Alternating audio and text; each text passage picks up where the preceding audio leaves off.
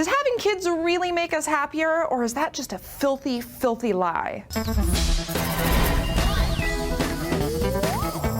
Hey guys, Tara here for DNews, and is there anything in the world that's better than the promise of a new child? Hourly feedings, midnight crying fits, cleaning out vomit and feces from all of your clothes. It truly is a magical time. Just kidding, it's terrible, but we do it anyway in hopes that our kids will grow up to be productive human beings who will someday do all of that stuff for us when we get old. Among other reasons, of course. Some people have kids because they feel like they should. Others do it because they feel like it'll bring them boundless joy that no other source could possibly provide. But when you really look at it in retrospect, you wonder, does having kids actually make us happier? That is the question posed in a new study published this week in the journal Demography. And the answer is yes, but only for some of us, and only up to a certain point. According to this research, parents' happiness tends to increase in the year before and after their first child is born. But after that point, their happiness quickly decreases and returns to the same level it was pre-child. Second children also follow a similar pattern, but peak happiness levels only reach about half of what they were for the parent's first child. And if you decide to have a third one, the difference in happiness is pretty much negligible.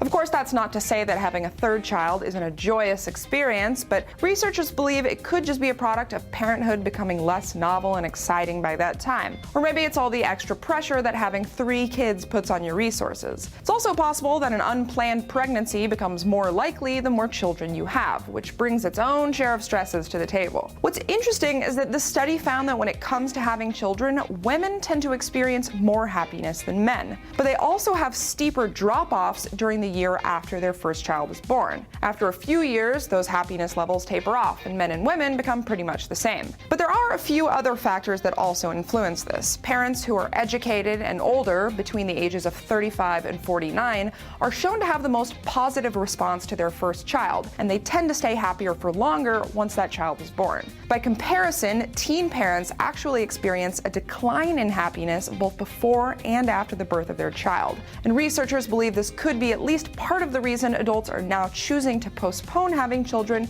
until later in life.